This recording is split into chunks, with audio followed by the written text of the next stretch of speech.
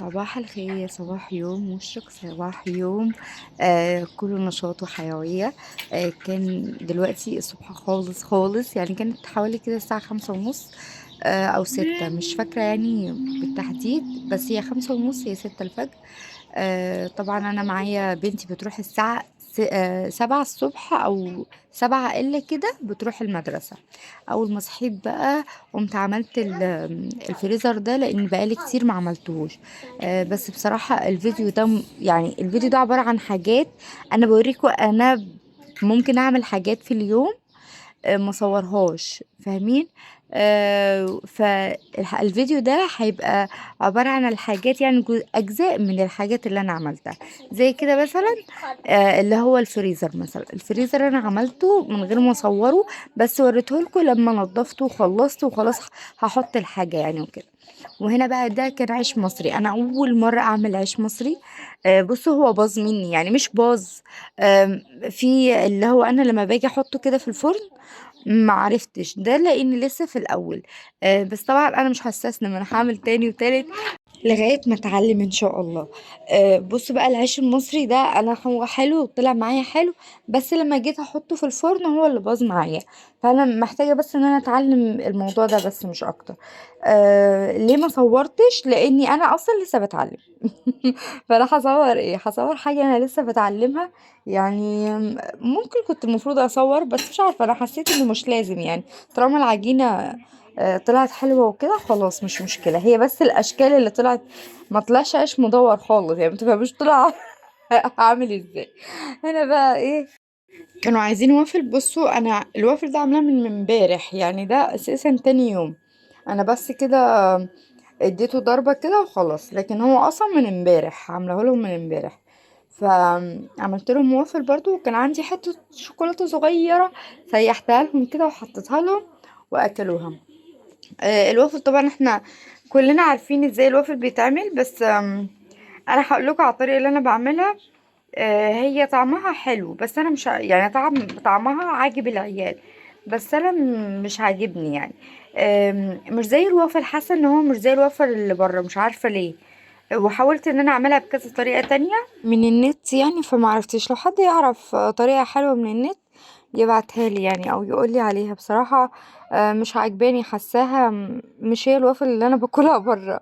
ممكن يكون عشان دي في الفرن والتانية بس مش عارفة، مش هتفرق يعني، بس مش عارفة بقى. المهم هنا بقى عملت لي قهوة، لان كانوا لسه العيال هيفطروا دلوقتي. لان انا صاحية بدري، فلسه كانوا العيال هيفطروا، اللي هما مين العيال؟ ايلا ولولي الصغيرين كانوا لسه صاحيين وكده. انما الاتنين التانيين لا مشيوا والتالت ده لباباهم. انا عملت ليا القهوة، لان انا بصراحة لازم افطر القهوة دي، خلاص اتعودت يعني للأسف. بس ان شاء الله هحاول ابطلها والله، لان بتجيب لي صداع. بقيت لما ما اقدرش ان انا اشربها او كده بتجيب لي صداع، فقلت ايه ده؟ اكيد فيها حاجة عاملة زي يعني ايه الفرق بينها ما بين مثلا المخدرات؟ لما الواحد ما بياخدش مخدرات بيجيله مثلا حاجة او بيحس بحاجة. فقلت طيب القهوة دي ممكن يكون فيها حاجة برضو على فكرة. الواحد ليه بيحس الاحساس ده؟ اول ما بشربهاش والله بصدع وبدوخ وببقى جسمي همدان. في حاجة كده يعني، تحس ان في حاجة غريبة. فبصراحة قريت عنها، يعني لقيت ناس بتقول عليها مفيدة، ودكاترة بيقولوا عليها مفيدة، ودكاترة تانية بيقولوا عليها انها مش مفيدة خالص. وانها مضرة اصلا، بتخلي الجسم يتعود ان هو يشرب القهوة. بيفرزوا يعني هرمون، الهرمون ده هو اللي بيحفز عندك النشاط بعد ما بتشربي القهوة وكده. ولو ما شربتهوش بيصدعك وبيخليكي حاسة بخمول. لان الهرمون ده خلاص اتعود ان هو ليلة ما تشربي انتي القهوة، ليلة ما هو يعني يشتغل، فاهمة؟ ف للأسف يعني. بس انا خلاص اتعودت، مش عارفة بقى اذا كنت يعني هقدر ان انا ابطل ولا لا. بصوا هنا العيش ازاي كان حلو وجميل ما شاء الله عليه.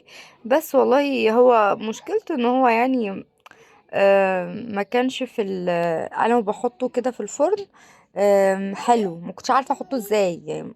فاهمين؟ لسه بتعلم اول مره، مش هنستسلم. لازم نشجع نفسنا لما نطلع حاجة بايظة. بس والله كانت العجينة حلوة خالص، وعلى الأقل عرفت ازاي القوام وازاي اعملها يعني. بص متشوقة اعملها تاني عشان اعرف. واكيد ماما لما هتشوف كمان الفيديو هتقولي مثلا انتي غلطتي في ايه او كده، يعني زي ايه، هتقولي ايه الصح وايه الغلط. لان طيب بصوا شايفين ازاي العيش جميل والله. انا حطيته على ردة، اختي ادتني شوية ردة يعني وقالت لي حطيهم عليه وكده. مش عارفة بس اعمل المصري ده واستمر عليه، ولا اعمل اللي هو العيش الشمسي بتاعنا. حسيت ان الشمسي انا عارفه له اكتر، لان انا كنت بعمله مع ماما زمان، فعارفة اكتر من المصري. المصري ده كانت تيتا الله يرحمها، يعني بصوا كانت على طول تعمله، بس احنا يعني انا عمري ما حاولت ان انا اتعلم حتى. مش عارفة ليه والله، يعني مع اني يعني عشان هي مثلا هي اللي متعودة تعملهن، واحنا متعودين ان خلاص في مصدر بيعمل لنا الحاجة دي، فمش مهم احنا نتعلم. بس فحتى ماما متعرفش تعمله زي تيتا يعني. بس مش عارفة بقى، معرفتش ليه ان انا اتعلم، او خلاص في شمسي فقلت شمسي وخلاص. بصوا هنا انا عملته هنا في الفرن دي، عشان كده هي مطلعتش برضو. ممكن تكون حلوة، ليه عايزة نار نار يعني. مش عارفة والله. بصوا هو طلع ازاي هنا، انا هنا بوريه لكم يعني، بوريكم هو ازاي كان حلو وكده. بس الشكل بقول لكم الشكل. ده شكل عيش ده. كان ابني بيقول لي ايه، بيقول لي يا ماما هو ده عيش مصري؟ قلت له لا. راح قال لي ايه لا دي؟ قلت له مش عارفه. قال لي طب هو طلع عيش شمسي؟ قلت له والله ما عارفه يا ابني، هو ولا مصري ولا شمسي. كشكل ولا مصري ولا شمسي. بس فقعدنا نضحك يعني، بس عجب طعمه، عجب العيال. بصراحه عملت كميه قليله، طلعت يعني ما طلعتش كتيره. وبعد كده اول ما خلصت بقى خدت لي دش كده وارتحت شويه.